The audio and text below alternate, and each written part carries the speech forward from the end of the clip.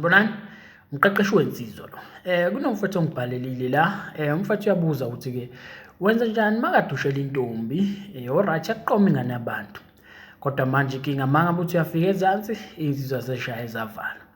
So-ke lo muntu umthanda ngempela, hhayi ukuthi bekuyinkanuko. Kodwa manje inkinga ekhona, akusekho lutho, insizwa seshaya zavala. Kodwa akubhalile-ke umfowethu wathi-ke, wena mqeqeshi, ngicela ukubuza la.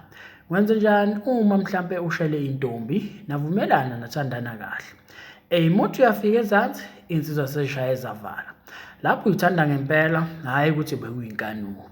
So ubhale kanjalo umfowethu. So mfowethu yabona into engakutshela yona mina ukuthi yabo emhlabeni akekho umuntu o-perfect, akekho umuntu oyomthola o-100% lento oyifunayo, yabo. So-ke usuke uzikhohlisa wena mangabe uthi umuntu wakho u-100% lento oyifunayo. Akekho umuntu o-100% lento oyifunayo, akekho umuntu o-perfect emhlabeni, yabo. So-ke unezinto azenzayo uthola ukuthi awuzithandi, but ngenxa yokuthi uyakubona ukubaleka kwakhe empilweni yakho, uzithola usucompromise, yabo. So othandweni you compromise, uyasamukela isimo, uthola ukuthi upartner wakho ngeke akwazi ukusishintsha, nawe ungeke ukwazi ukusishintsha ngenxa yokuthi ubalekile empilweni yakho. You compromise mfowethu, yabo. Omunye mangenza isibonelo uthola ukuthi umthanda ngenhliziyo yakho, yabo.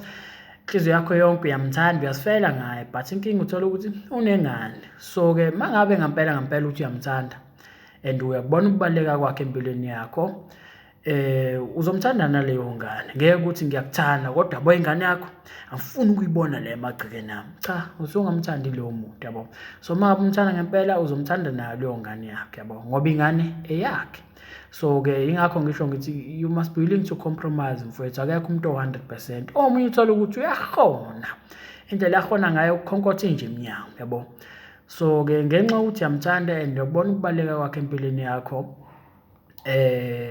you must be willing to compromise mfowethu, uthi yabo la, hhayi ngizokumela lokho khona kwakho, yabo, ngenxani yokuthi uyamthanda umuntu and njengoba ngisho ukuthi uyakubona ukubaleka kwakhe empilweni yakho. Omunye uthola ukuthi unenhliziyo encane ngangentuthwane, uyashesha ukucasuka, unamamuthi, uyaduba, unjaya. Omunye uthola ukuthi ulunge ngale ndlela yokuthi abantu baze bathathe i-advantage yakhe, lokho mhlawumbe kugcine wena sekucika, yabo. But ngenxa yokuthi uyamthanda umuntu and uyakubona ukubaleka kwakhe empilweni yakho, you compromise mfowethu. So wonke umuntu emhlabeni udinga umuntu azothi yabo la, as much as ingakuthanda u-1, 2 no-3, hhayi mfowethu ngizobekezela la, yabo. So enqonda ukusho kuwena mfowethu, if ngempela uyabona ukubaleka kwale ntombazane empilweni yakho and uzokwazi ukuyimela lento okhala ngayo, well mfowethu alikho iphutha lapho, sonke siyacompromise ngoba akekho umuntu o-perfect emhlabeni. Nayo leyo ngane yabantu iyayibona uthando, kanti cha kuze ngumsebenzi, yabo. So-ke nakuwena mhlambe naye ibona uthando, kanti mhlambe nawe uze ngumsebenzi, but njengoba uthi uyayithanda sithemba ukuthi uyithanda ngempela, yabo. But isinqumo sakho mfowethu, uma ukuthi ngempela uyabona ukuthi ungayimela leyo nto, well ungahlala mfowethu, but uma ukuthi ngeke ukwazi, njengoba ngisho ukuthi isinqumo sakho. But into engihlezi ngisho la kuwena ukuthi musa ukutatazela, ujaha uma ushela ngesidala, ingane yabantu uqala ukuyibona nje first day ujaha uyitshela ukuthi uyayithanda, yabo. Ngoba yiyo leyo nto ebanga ukuthi izinto zigcina zingahambi kahle emva kwesikhathi, ngoba yabo mangabe wenze njalo ujaha ukuzibophezela kumuntu ongamazi, first day umuntu umbona usujaha umtshela ukuthi uyamthanda, mhlambe leyo ntombazane ibulala abantu, wena usuyazibophezela kuyona, yabo, usuyitshela ukuthi uyayithanda. So-ke abantu bakudala babelungile, abantu bamanje abasalungile, ingakho ngamele utatazele, yabo. Noma uthole ukuthi uzozibophezela kumuntu emva kwesikhathi uthole ukuthi kunezinto azenzayo ongeke ukwazi ngisho ukuzimela, yabo. So-ke uzokwenza njani? Usuyabaleka indaba utatazelile wazibophezela. So ungazibophezeli umuntu mfowethu uqala nje ukumbona ujaha umtshela uyamthanda uthi ubuhle, cha, ngikhiphe umuntu, hlela usuku naye nibonane noma isimo masivuma nikhiphane.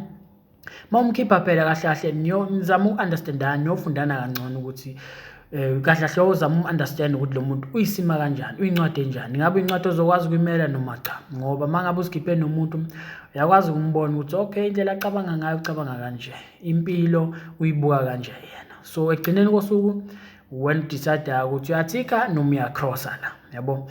So-ke mfowethu ungabotatazela njengoba ngikutshela, but njengoba ngisho mfowethu ukuthi isinqumo silele kuwena. Uma ukubona ukubaleka kwakhe sonke siyacompromise, khona izinto uthatha upartner wakho uyazenza but awuzithandi wena, but ngenxa yokuthi uyamthanda Njengoba ngisho ukuthi omunye uthotha unengane but uyamthanda, so uzomthanda nayo leyo ngane yakho. Ngeke uthi hhayi ingane yakho angiyifuni la, yabo. Cha, uzomthanda nayo leyo ngane.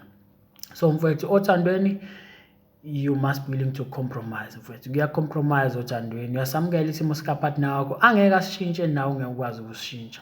Sonke siya-compromise, akekho umuntu o-100% o-perfect. Unezinto nawe lo omunye umuntu angafika akhale ngazo, but uma ngabe lowo muntu ekuthanda ngempela uyokwazi ukuzibekezelela lezo zinto. So mfowethu, isinqumo silele nawe, sure.